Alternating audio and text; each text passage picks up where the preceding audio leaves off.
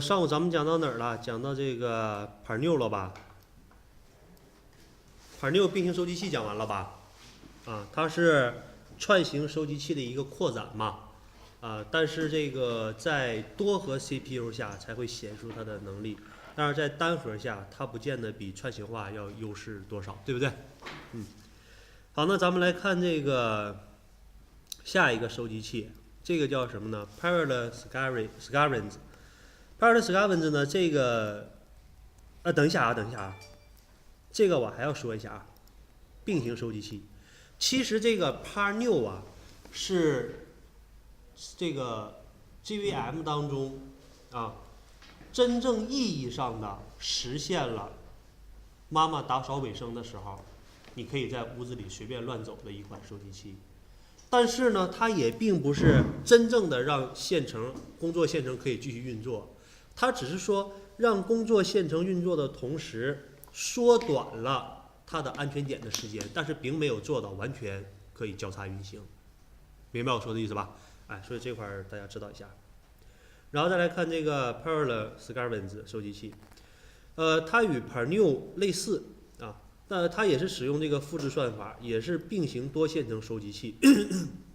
但是 Parallel Scavenge 与这个 Parnew 有一个本质的区别，什么本质的区别呢？刚才咱们说了 ，Parnew 的出发点一直是为了解决什么问题来着？安全点的时间长短，就是不想过长的占用工作线程的时间，对吧？所以它的理论上我说了，这个就是妈妈打扫卫生你可以随便乱走，但事实上还不是说真正的那个。但是 Parallel Scavenge 这个收集器更多的是为了解决什么呢？它并不是为了解决安全点时间长短的问题，它是为了解决吞吐量的问题。什么意思呢？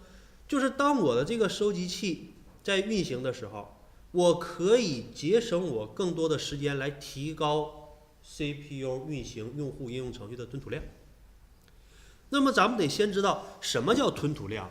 其实吞吐量就是CPU 运行用户程序与 CPU 总耗时间的一个比值。好像听不太懂啊。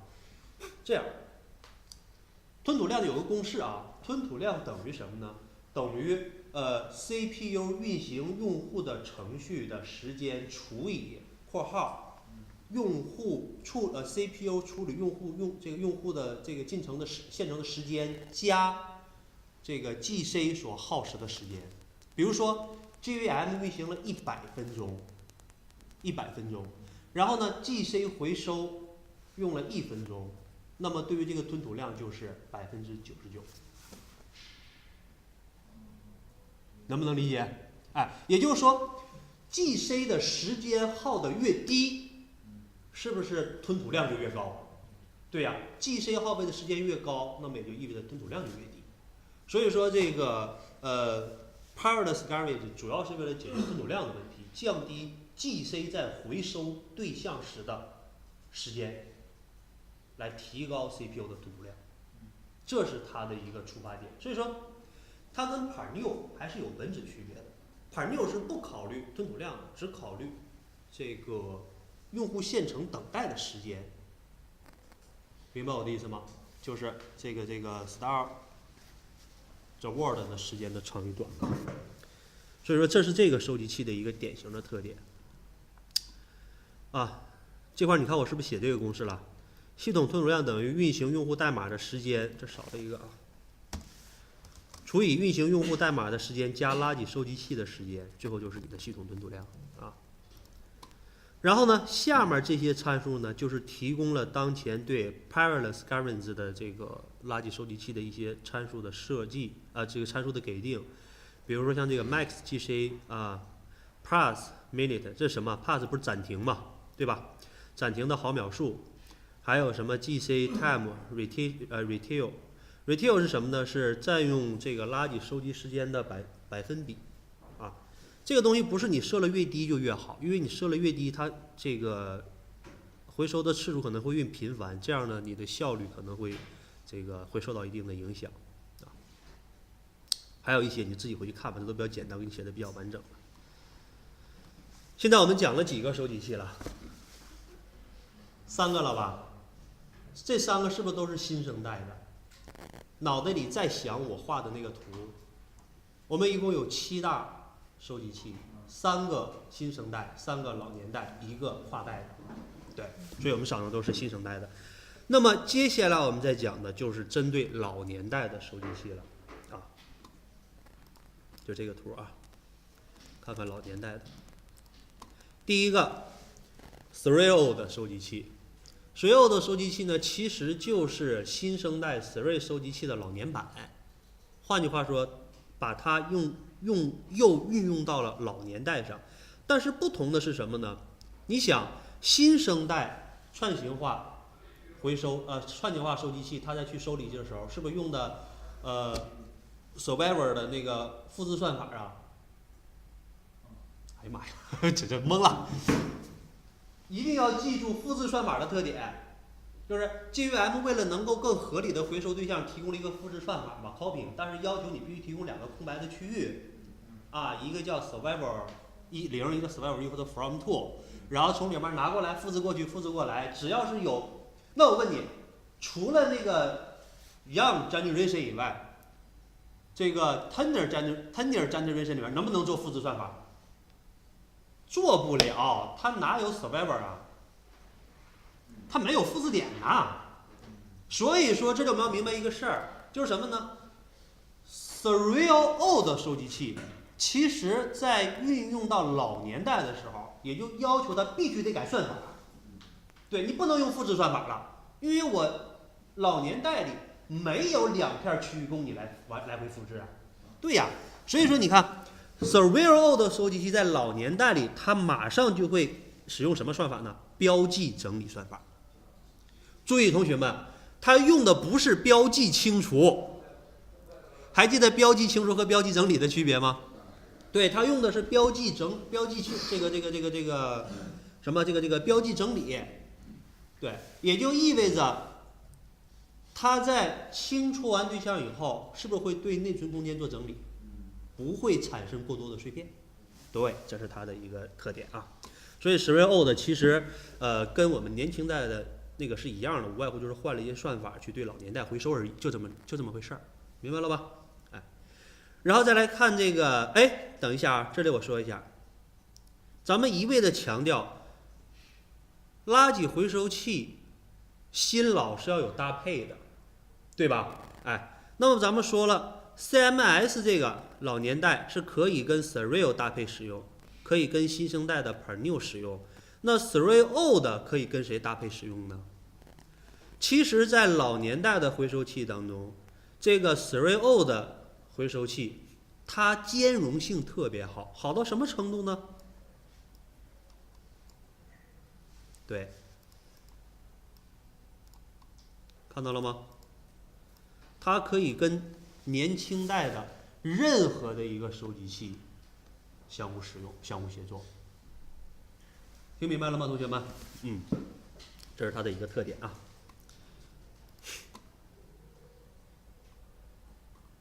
再来看老年代的最后一个收集器 Parallel-old。Parallel-old 呢，其实就是 Parallel Scavenge 的一个老年代的收集版本，这个收集版本啊。使用多线程也是标记整理算法，吞吐量优先，这都是一样的，其实就是换了一个老年代的。然后呢，它的收集器呢只能和它配合着使用，明白我的意思吗？它只兼容性它啊。然后现在还差一个CMS 这块我提了，但是没讲，是不是？哎，我们重点来看看这个 CMS Concurrent Mark Suite。这里呢，我们要先搞清楚一个概念性的东西，什么呢？就是，这个叫 Parallel 那个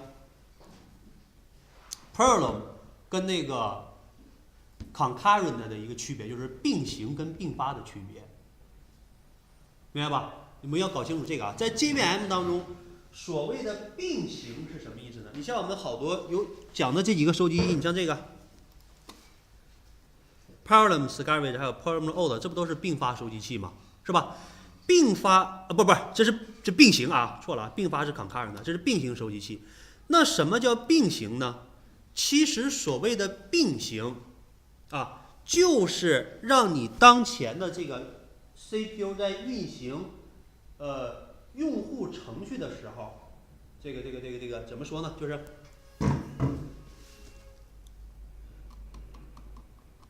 看这儿啊，这是一个典型的，就是在停止当前用户情绪的这个程序的时候，我的 GC 是可以以多线程的形式运行的。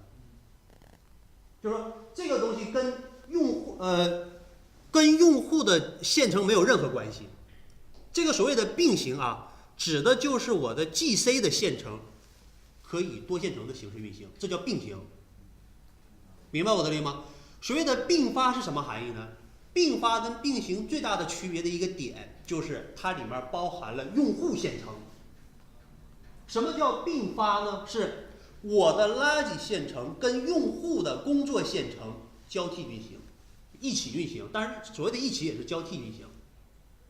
这是并行跟并发最大的一个区别。所以有好多人对并行并发、对 JVM 的并行并发这块全搞懵了，就是对Perl 跟那个 Concurrent 就蒙圈了。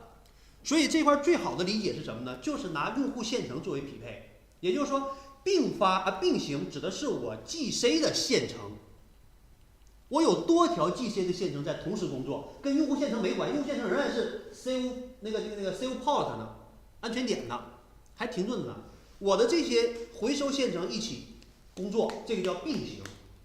然后呢，如果 GC 的线程也工作，然后呢，让用户的工作线程也工作，这个过程叫并发。我这么解释能不能解释清楚？哎，这是并行跟并发的一个最根本的区别，是谁包含了用户线程，谁没包含用户线程。并发是不包含用户线程的，不是并行是不包含用户线程的，并发是包含用户线程的，懂了吧，同学们？哎，所以说又教你们个小窍门，以后只要看到带有 Perl 这样的这个单词，是不是说明这个收集器都是并行收集器？说明里面是不能跟用户线程同时运行的。但是带 concurrent 的呢？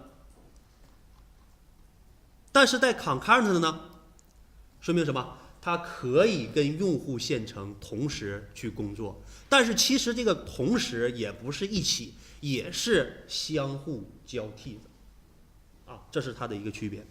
那么我们接下来要看的这个 CMS 收集器就是一个这样的收集器，它的全称叫什么呢？叫 Concurrent Mark Swift，啊，它最大的区别就是可以跟用户线程并行工作。这个收集器是一款具有划时代意义的收集器，一款真正意义上的并发收集器。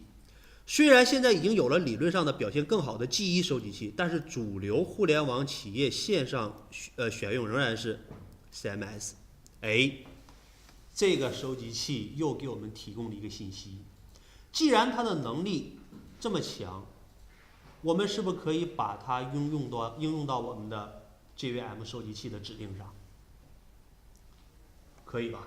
没错，也就是说，如果你要换收集器，可以考虑换 CMS 收集器。那 CMS 换它的时候，你就得考虑到了，它能跟年轻代的谁协调工作呢？我已经画了，它可以跟 Serial 协调工作，它可以跟 Pre-New 工作，但是 Par-New 工作，它不能跟 Parallel 这个 Scavenge 工作。所以说，如果现在你要真的换老年代换它，那你前面年轻代的这个垃圾回收器可选性是不是就是它俩呀？那它俩一般选谁比较好？是不是 Per-New 还可以啊？因为我们服务端肯定，我们的这个项目最终肯定运行到服务端上啊，服务端肯定是多 CPU 的，所以说这两个组合倒是可以你优化的一个点。能明白我说的意思了吧？哎，至于怎么换的，非常简单，一会儿下面我会说啊。我们现在主要是了解这几个收集器。然后下面的东西你自己回去看一下吧，我就不说了啊，都是它的一些特点。这有详细的图。CMS 默认启动回收线程 CPU 数目加3乘以4，这个公式放哪儿？你回去自己看吧，就不说了，也自己的优缺点太长了。然后来看最后一个收集器，我们现在是不是讲了6个收集器了？谁能告诉我这6个收集器的特点？考考你，看看你学的怎么样？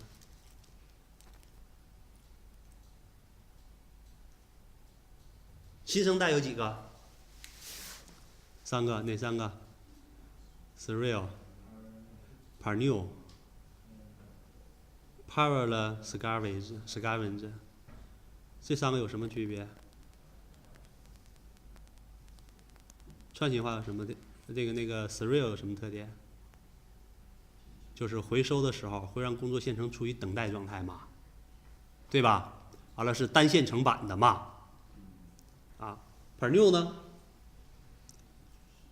是 Serial 的升级版，多线程版，是吧？哎，让这个 save point 的时间变得更短一些，对吧？然后还有一个谁 ？Parallel Scavenge， 这个主要是为了解决什么？吞吐量的问题，对吧？吞吐量的问题嘛。然后呢，老年代的有几个？3个。CMS 这个回收器有什么特点？刚说完。对，没错，它由所有把并行化变成了并发化，对吧？它是并发的。然后呢，